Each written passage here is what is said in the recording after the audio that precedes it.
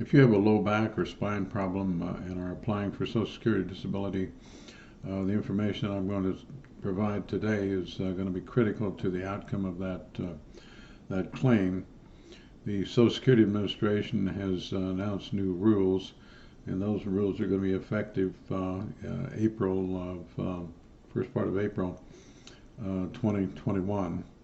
And so, as we know, that's coming up in just about a week. And so this information will be critical to as to whether or not you are approved for Social Security disability with regard to as I indicated, a back or spine or fusion problem, anything of that sort, or anything that limits your ability to walk or ambulate, things of that type. Please remember there are three ways to be approved for, essentially, three ways to be approved for Social Security disability. Number one is to meet a listing. Listings are definitions that doctors and others, medical people, have written up over the years, and that's really what we're going to be talking about today. The other two ways to be approved for Social Security disability would be the application, what we call a grid rule. Social Security calls those the medical vocational guidelines, but we're not here to talk about that today. And the other option would be for the administrative law judge to find that you have a residual functional capacity which is less than sedentary. And sedentary you can think of as what would happen in a typical office setting, lifting 10 pounds or less, things of that type. But our focus today is on the listing, the new musculoskeletal listings that, as I indicated, are going to be implemented very, very soon. And part of what I'm saying is from the webinar that NOSCOR, the National Organization of Social Security Claimants Representatives, held today.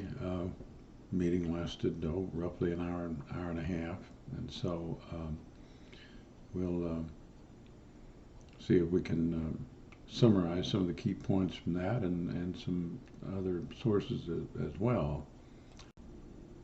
And by the way, if your claim is what we call remanded, kind of a fancy word for being sent back to the administrative law judge to reconsider and make we hope a different and favorable decision in your claim if that's the case. But the point is, with regard to these new regulations, the new regulations are going to apply with regard to the remand, if that remand comes down after the first part of April 2021, which obviously, in 99.9% of the claims, that's going to be the case. And of course, as always, many of the experts involved in the presentation do point out that imaging, such things as scans and MRIs, all those kinds of things, X-rays, they don't always show the entire picture with regard to your back pain and lower back pain that's limiting your functional ability to work full time. And it's one of the plus portions of the new regulations that the Social Security Administration is now recognizing that in their new regulation. The use of assistive devices, things such as wheelchairs, canes, walkers, scooters. Now, sorry about that cell phone. See if I can turn that thing off. The Social Security Administration and its new regulations have found that they do not require a prescription, but still do require that the use of any assistive device be medically necessary, and that can be found in a number of ways in your medical records, in addition to or instead of a prescription for an assistive device.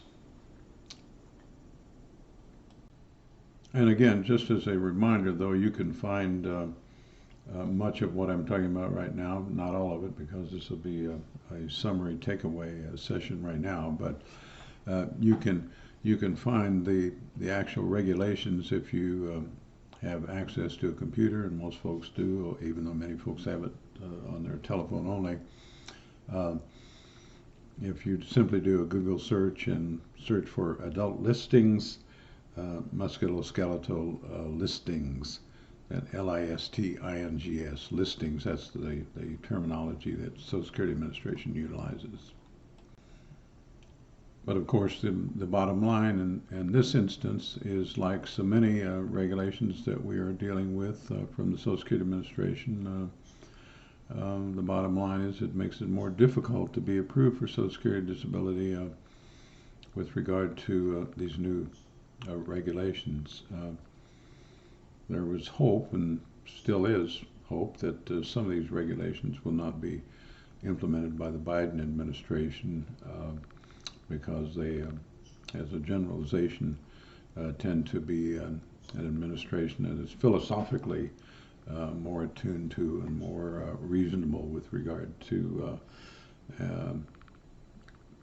programs like the Social Security Disability Program. In the new regulations, the elements of the listing